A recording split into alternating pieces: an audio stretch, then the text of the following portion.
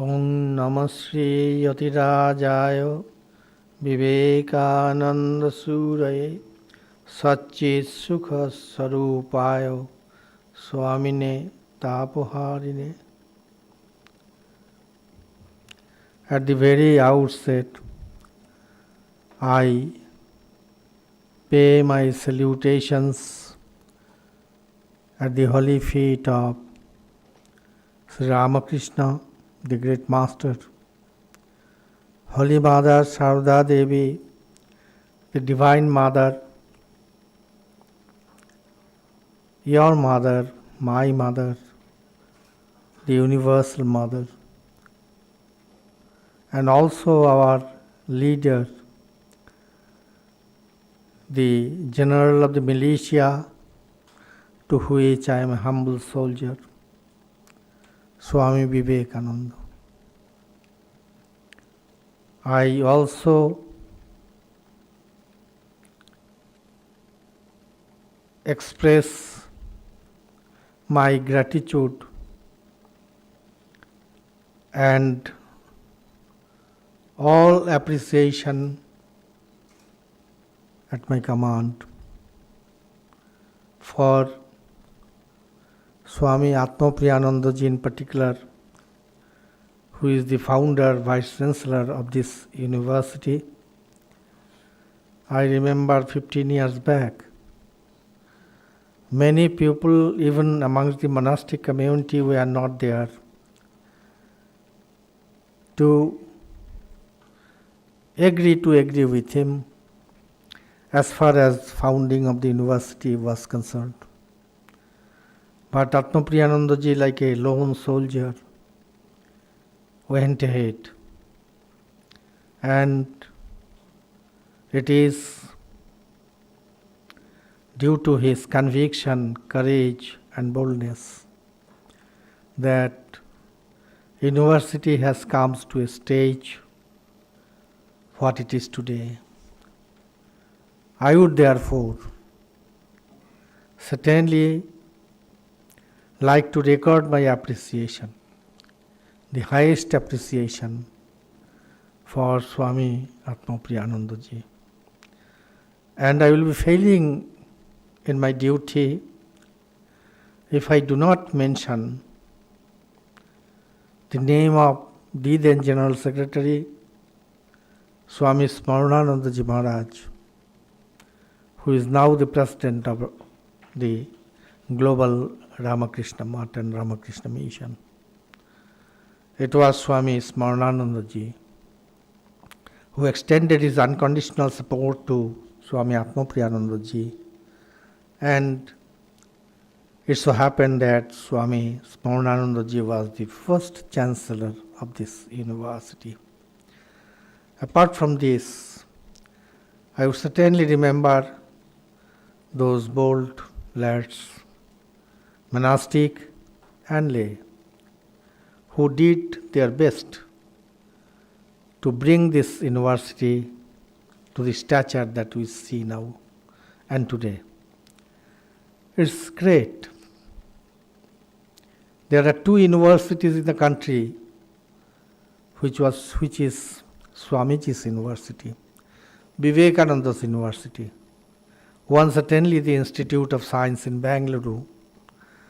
It was Vivekananda, the young monk, who spoke to Jamshedji Tata, his co-passenger, and convinced him that unless science, Western science, imbued with the spirit of Indian culture is there, the nation cannot rise. To raise the nation, to free it from the great slumber, to awaken it from the great slumber, to free it from the bondage of the Britishers. Education. Education is the panacea to all evils. Jamshedji was convinced. And it was Jamshedji who wrote to Swamiji Maharaj that we have been successful in founding this University Institute of Science, Bangalore, one of the finest science universities in the world, the finest maybe in the country. And Jamshedji very humbly proposed to Vivekananda to become its first director, although Swamiji politely declined for many other considerations. And then the second is this came very to my humble mind. It was again Vivekananda. Just before his Mahasamadhi, just before I say, because it was within a very, very limited, very few days, that Swamiji was having a stroll in Belur Math with his brother disciple, Swami Premanandaji Maharaj. And he told two things. Showing the south, he told, Baburam was his nickname, there shall be a Veda Vidyalaya here. And we all know that today we have a Veda Vidyalaya, and that too in the southward direction of Belur Math. And then, showing this side, Swamiji told there shall be a university. He said, I can see, I do not imagine. Rishaya drashtaraha, natu kottaraha. It is true, the rishis are not the authors, but they are the seekers of truth. Truth flashed before them. Truth flashed before Swamiji Maharaj. Which is why Swamiji told his brother disciple Swami Premanandaji, they look yonder, there shall be a university. And lot of water has flown down the Ganges. For different technical reasons, we couldn't have the university see the light of the day. Even as early as 1964-63, there was a committee for founding university, and there was no two opinion that once it is founded, it will be named Vivekananda University. But then for some reason or other, some formality or other, some technical aspect or other, prevented and restricted a university in the name of Vivekananda coming into reality and seeing the light of the day. And it was again when Swami Atmapriyananda was a young monk, the principal of our college, Vidyamandir College. At that time this idea again came up, and after a lot of efforts, this was possible, that we have a deemed to be university for many technical reasons. And we had it. Initially we called it Vivekananda University, but then some regulations are there which restrict us from calling it straightway Vivekananda University, which is why we have named it as RKM Berry. This is why I would once again record my highest appreciation for Swami Atmapriyanandaji and his dedicated band of colleagues, monastic and lay, not only at the time of founding, till today. Why? Because within such 15 years, this university has worked only for 15 years. But when I look at this university as an onlooker, I always feel that the university has worked for a century now. And this has been possible because of the sincerity, dedication, and commitment of our staff member, our students, our monks, and so on. This is why this university could, in the NAC grading, just follow Institute of Science, Bangalore, only by maybe a fraction of percentile. And this is a great, great honor And this speaks of great blessings of Vivekananda on this university, which is why I always tell that Vivekananda has two universities in the country. One is Institute of Science, Bangalore, which is again the brainchild of Vivekananda, and then this is because of the blessings of Vivekananda. Vivekananda foresaw that this university will be there. And Swamiji also predicted that in due course, this will not be restricted only to this campus of RKM Berry or to the campuses that we have, 6 or 7 off-campus that we have. The entire Belur Math will be the university. This university will include the entire Belur Math. There will be, you have got the training centers, for example, of the Brahmacharyans. That will also be a part of this university.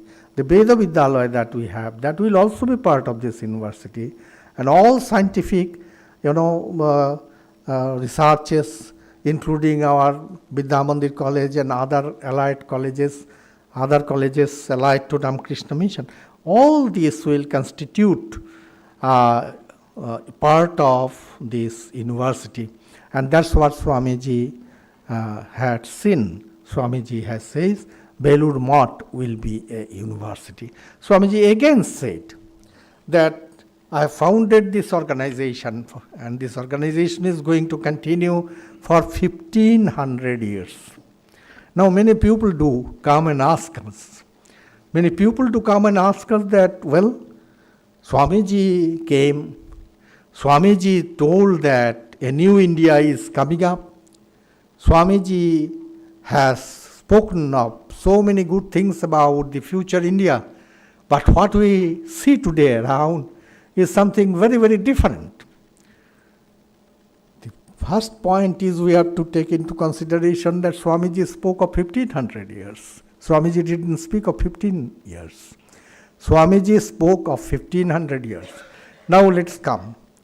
1500 years, if you compare it with a human day, well, how long it is? Maybe we have outlived 1 hour and a half. 1500 years is compared to a human day, and a human day is equivalent to 24 hours. So sun has just risen in the sky, eastern sky. We are now at 7 or 6:30, 6:45 a.m. Let's wait what happens when we reach 12. The other day, just before Corona started, I got a call from the British Embassy in Kolkata that the head of the Department of Modern History in Oxford University wants to meet you for 5 minutes. She wants an appointment. So I was glad to grant her an appointment, Mrs. Harris Ruth. She is researching on Vivekananda. And when Ruth came, by the way, I asked her, Mrs. Ruth, how many people in Oxford do know Vivekananda? Ruth smiled a little and told Swami, you better ask me how many people in Oxford do not know Vivekananda. Everybody in Oxford knows Vivekananda. Only 100 years or so, and one of the professors of Oxford University, who is a boy from Kolkata, many of you must be knowing him or at least heard about him, Sengupta. So he writes the treatise, he posted it in internet. He says, what is the secret? 125 years, so many multinationals have grown up and died out. But this Ramakrishna Mission is an organization run by a few 7-headed monastics. Even today,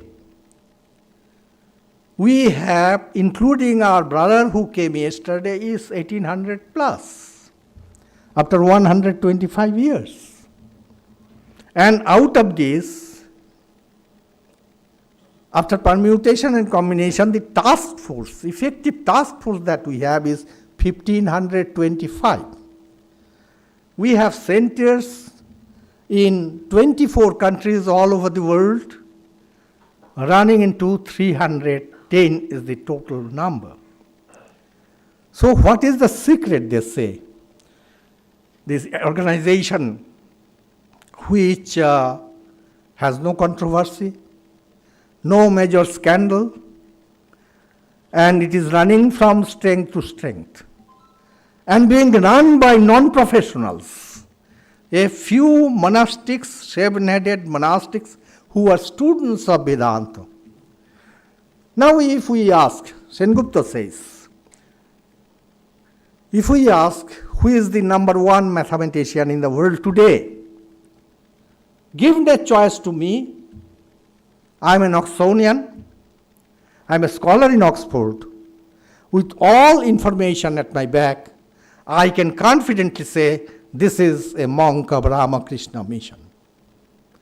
And I hope some of you know his name, Swami Vidyanathananda Mahan Maharaj. He was here Dean of Studies for some time.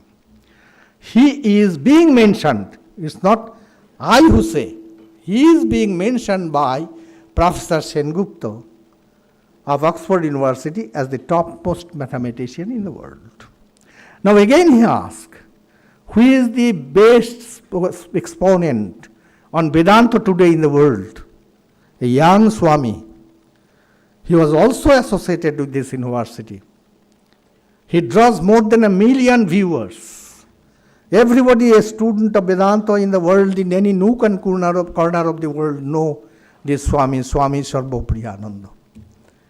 Anybody who even doesn't know much about Ramakrishna mission, maybe many of them know Sarvopriyananda today. He is again a young monastic of Ramakrishna mission. Then he says, again Sengupta says, I quote Sengupta, don't take me amiss. He says that young man, very young budding philosopher, but very prominent philosopher in the Oxford University today is again a young monk of Ramakrishna order. And what is his name?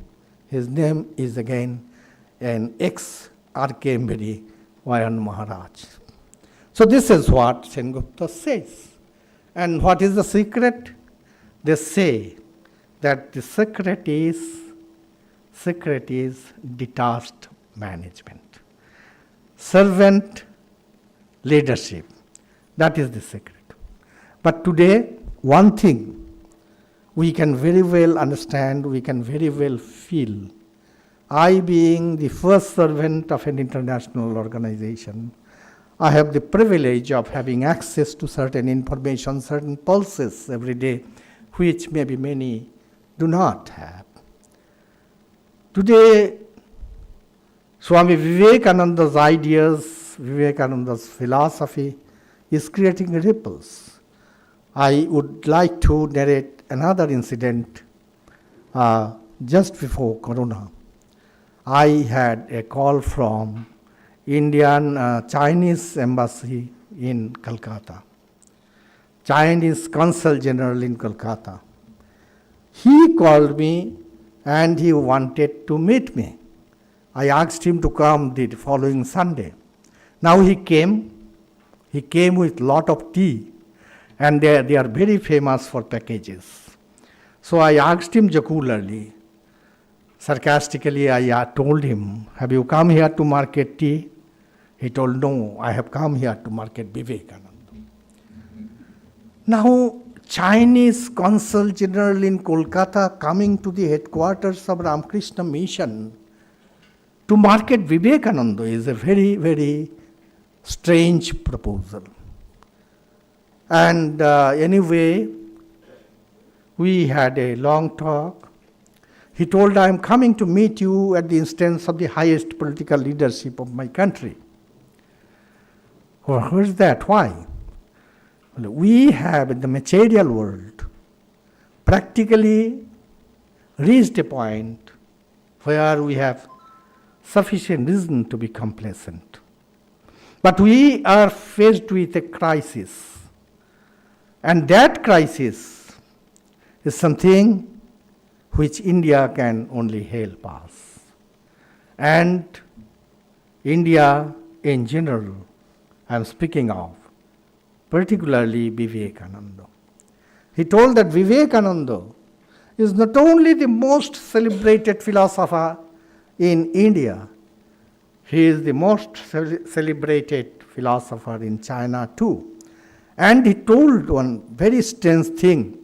I was startled to hear it. He told that we have not learned Marx. We have not learned communism, socialism from Marx or Lenin. We have learnt it from Swami Vivekananda. And the highest political leadership in China today they strongly do believe that Vivekananda's packages can only cure our boys and girls suffering from different ailments, purposelessness and so on in our universities and colleges. He proposed an exchange program. I told exchange program may not be possible. Then he proposed that a band of monks can go and talk in the university and so on. That's why what I am telling is that Vivekananda today is taking the entire world by a storm. I was reading a book written by one scientist couple in Harvard University. The name of the book is The Gift Unopened. Our brothers must have read this book. This is a very famous book published by Amazon Publishers. The Gift Unopened. So in the foreword, the scientist couple who are the authors, Eleanor Sturck and his wife, Mrs. and Mr. Eleanor Sturck, and they are telling that more than 100 years now that we are gifted with a wonderful gift by Jesus, but we are so slow, coach. We didn't bother to open the red ribbon, untie the gift, and see what it was all about. Although it is late, but better late than never. Come and see what it is all about inside. And then when it was opened, it was found that the gift was Vivekananda all through. Then they are writing, the scientist couple is writing a wonderful thing. If Columbus discovered the soil of America, Vivekananda discovered the soul of America. Vivekananda not only discovered the soul of America, Vivekananda discovered the soul of India too. And which is why to a university who teaches mostly science or young budding scientists, they are going out of one phase only to fall into another. Maybe many of them will still pursue their higher degrees. Maybe some of them will try to get into some job. But then, one thing you must remember, you are going to many universities, you had gone to many educational institutions earlier prior to coming over here. Now, when you go to other educational institutions, there are educational institutions of excellence, even in India. Maybe number is very few, but then there are. But I would like to say that when you leave this university, you do not leave this with a bag of information. You live with an additional element, that is Swami Vivekananda, the flavor of Vivekananda. You are a person extraordinary, different from the common rats passing by the street, and this is Vivekananda. Whether you have consciously imbued it or you have not consciously imbued it doesn't matter.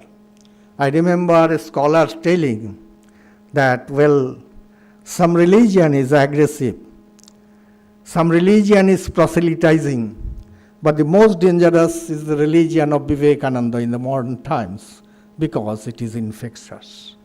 Once you get in touch with Vivekananda, you come near Vivekananda, there is no escape from Vivekananda. You have already imbued Vivekananda, consciously or unconsciously, during your sleep, in your dream, or otherwise when you are awake. You are Vivekananda's when Vivekananda is yours. And this Vivekananda has predicted a very, very bright future for us. And now sometimes we react, we think that everything is lost. We think that, God is not in heaven, God is not in heaven, and everything is not right with the world. No. We are making very positive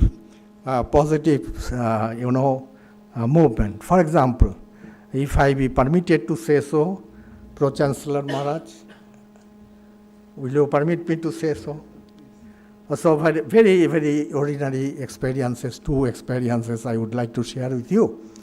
Number one is, I think it is now 22 years back, precisely 2000, I was invited to inaugurate a seminar on value education to be attended by the schools and colleges, principals of the schools and colleges in Mumbai city. And then the chief guest of the function was one Mrs. Kamath, who was the Vice Chancellor at the time of the SNDT University in Mumbai. You must be knowing that SNDT University those days was the only women's university in the Asian continent. Anyway, so after our function was over, then the Vice Chancellor told me that, Swamiji, are you free in the evening? I said, yes. Then she told that I run an NGO in the slums of Mumbai. And I would love to have you there, at least in one or two night schools there. So I gladly accepted the invitation, and the Swami of the ashram also gave me a car to go there. And then when we went, naturally, I was going, and then I'm an outsider, I'm a monk of Ramakrishna mission. So they took care that everything is in order. It happens. So anyway, when I went, the teacher, the lady teacher in the night school, she was teaching, and she was teaching. It sounds strange, but it is my personal experience. She was teaching that shepherd boy story, that Aesop's fable story, The shepherd boy used to loudly cry that tiger has come and save me. So first day everybody went and found that tiger has not come. And second day also the same thing happened. And third day, the tiger really came. Nobody went, thinking that this boy is cracking jokes at our expense. And tiger came and ate him up. So there is a lesson in Aesop's fable story of this particular story. In every Aesop's fable story, you have lesson, and here also we have lesson. What is the lesson? We all know that you must speak the truth, otherwise you may be eaten up by a tiger. That's what it is. But when the ma'am asked the students, अच्छा बच्चों, आपने क्या सीख लिया इससे? कौन कौन सीख लिया? कौन कौन समझे इसको? बहुत हाथ तुला. Many boys and girls raised hands. And then one standing in the first bench, so he was asked, बच्चों बोलो क्या सीख लिया आपने? बोले मैम हमने यही सीख लिया जो हमेशा झूठ बोलना पड़ेगा.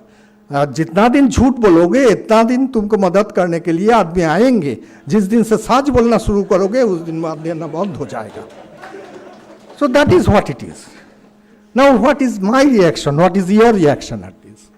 Personally speaking, if I am asked to comment on this, I will say I am very happy. Because we were steeped in tamas. We didn't have the voice to speak. We didn't have the intelligence to even speak manipulated things. You didn't have, we are tamas, full of tamas, full of inertia. It is Vivekananda who gave the shake. Leviathan is rising, and at least they have this kind of rajas. They have been elevated to that they can manipulate and speak a thing according to their own intelligence. So India is progressing. The nation is progressing. Another incident I promised to you that I will tell. And I hope that nobody minds at this.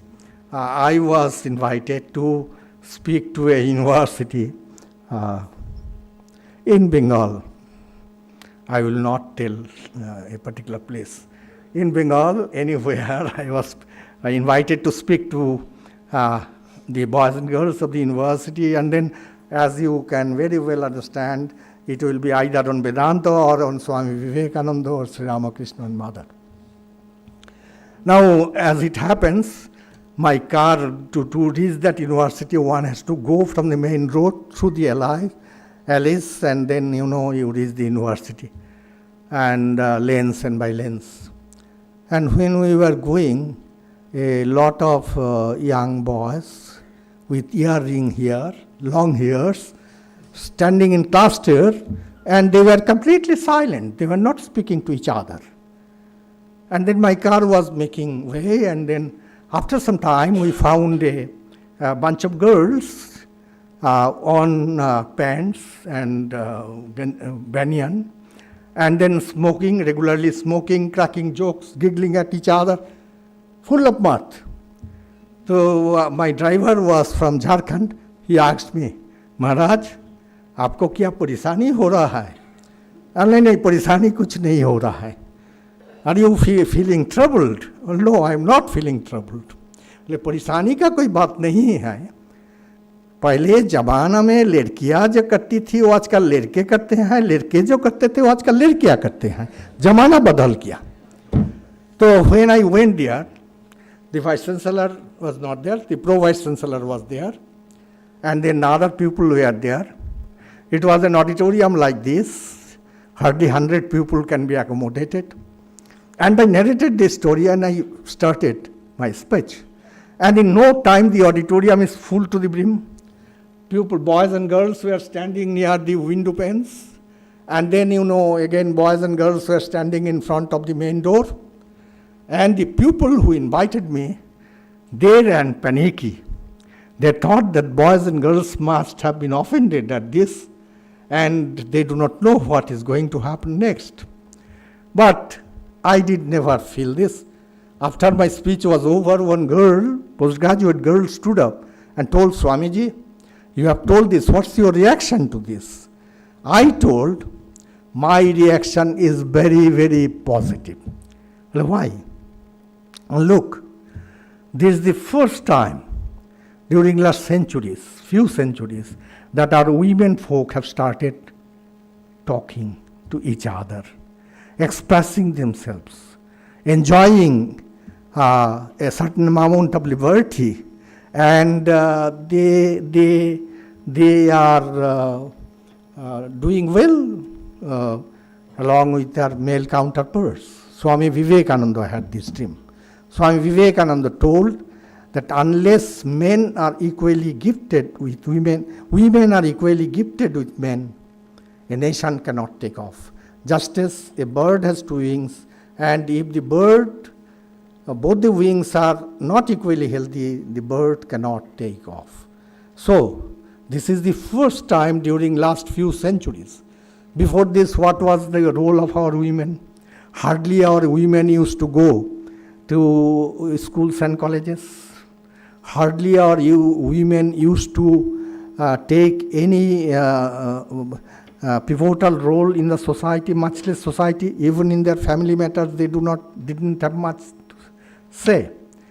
They used to shed tears silently behind the screens at deep night. And they were considered to be a liability in the society. They were never considered as it. And Swamiji told that this is not going to do. Because unless the women folk are equally endowed with dignity, education, and rights, we can't have a society taking off well. And after Vivekananda's advent, this is gradually happening. And there will be aberration. There has been aberration. When you start taking beef, maybe you take a little more beef than others, regular beef eaters. It's happening. It's happening because they have been deprived, they have been oppressed, they have been looked down upon, they have been denied all kinds of rights and privileges. Now they have got it. So much so that I think our respected ladies will excuse me for saying so, that our act, our legislation has given so much of right to our women that the wife can send the husband to the jail within 1 hour. So naturally, not getting the right, not getting the due, the dignity, not getting their ounce of privileges, they have been suffering for centuries together. And it is Vivekananda once again has given this clarion call. Unless we take care of our women, our society cannot take up. So now that women has located their rights and privileges, it is quite natural that they are not able to withstand this shock. That's why you will see that our women chief ministers and women prime ministers are much more assertive than their counterparts in the male folk.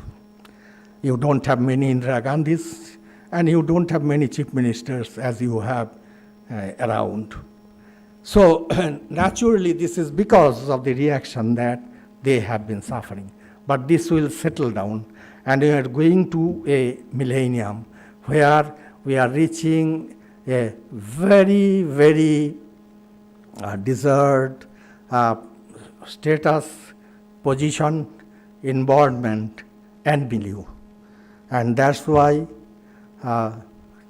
you see when you have a carpet, you have purchased a carpet, you have brought this carpet from the market, you have laid it down, and now you cleanse it with vacuum cleaner, and maybe once a week you throw fragrance and you feel that God is in heaven and everything is right with the world. But after 10 years or 12 years, you suddenly feel that what has happened below the carpet. Let me see. I have not been seeing all these days after purchase of this carpet. So let me see what is happening there. And when you take out the carpet, you find layer of dust below. And do you keep the carpet as it is again? No. You cleanse, and when you cleanse, at the time there is an anarchical condition. There is a condition very chaotic, smoky, as if the previous condition was much better. But no, you are heading towards a very good millennium, your cherished millennium. Once this smoky atmosphere settles, then you will find that atmosphere is much more somber than it was when you didn't care to see what is happening below the carpet and care to cleanse it. And we are through this cleansing process. And that's why the boys and girls today being conferred the degrees, I understand they may be 285 in number. I would like to congratulate each one of them, 3-year BA and BSc, 2-year MA and MSc, 5-year integrated MA, and MSc, PG diploma, MPhil and PhD programs. All these students, they belong to different categories. They are through with flying colors. And as I have already told, that some of them will go for higher studies and some of them may go and jump into the fray of career, job. And whatever it is, I wish every one of you the very best. And I have a prayer to all of you that the flavor, the fragrance that you have got here education was not only a bag of information running riot all through in your brain undigested. Here education gave you something more than the information, and that is flavor of the soul. And that flavor of the soul you got, And now you carry Vivekananda in your heart. You will go through many vicissitudes, but if you want to really do well in life, if you hold on to Vivekananda, you will find that you will reach the Everest. To name a few today, I hope you will excuse me for naming a few who have dedicated his life and has been inspired by Swami Vivekananda and has reached the Everest. You must have heard that handicapped girl, Arunima Sinha. She has scaled not only Everest, she has scaled the Helsinki. She is an ardent devotee of Vivekananda. She was asked by the press club of Delhi that what is the secret of your success, and Arunima told the secret, जो राज जो है छोटा से एक लाभ छाए वो है Swami Vivekananda. I carry Vivekananda in my heart. I carry Vivekananda's photograph and keep it in my breast even during my sleep. And you have heard of that film actress, very famous film actress, radical film actress. I heard her story because in Mumbai I shared a dais with her on the birthday of Vivekananda. So her name is Kangana Ranawat, and she claims that she was under a cloud of deep depression, and it was coming across Vivekananda's ideas that she came out of it, and she is what she is. And you all know that our Prime Minister came here to become a sadhu. Even today when I ask him, he says, "Khair, bahut afsos ka baat hai." So naturally, Anna Hazare, you know, that Anna Hazare, his life was shaped by Vivekananda and Vivekananda's ideas. And today he is an icon, household name in Maharashtra in social activist circle. So that's why Vivekananda is that touchstone which turns iron into gold. We all are ordinary people, but we have come hearing the clarion call of Swamiji Maharaj. And during our stay here, during our living the life here, during our tenure in this organization, all of us have been here for such a long time, half a century almost, or little more than half a century. And we are absolutely sure that it is Vivekananda who made a man of us. He brought us, he picked us up from the street and he made a man of us. And today, anywhere in India you go, Vivekananda is a name which has been almost like a household name. You speak of any political leader in our country or even beyond our country, no political leader speaks against Vivekananda. You speak to Narendra Modi, he speaks of Vivekananda. You speak to Mamata Banerjee as well, and she also speaks of Vivekananda. Because Vivekananda is a compulsion today. Vivekananda is no more a choice. And when our Prime Minister goes, this is the first time that in Gulf countries, Prime Minister of India is gifted with complete set of Swami Vivekananda. That's why we must know whither the wind blows. There is ripple in Atlantic, there is ripple in Pacific, there is ripple everywhere. And Swamiji had a desire from the students, from the teachers of an institution of this standing. Swamiji was categorical when he says that Western science must be coupled with Eastern Vedanta. And that must be done. Western science must be there, but then the face must be of Eastern Vedanta. If Western science is coupled with the spirit, with the human milkness of Eastern Vedanta, then only we will have a new world order. And Vivekananda is for that. And that's why we are heading towards very, very positive tomorrow. There is nothing to be absolutely depressed about, negative about, pessimistic about.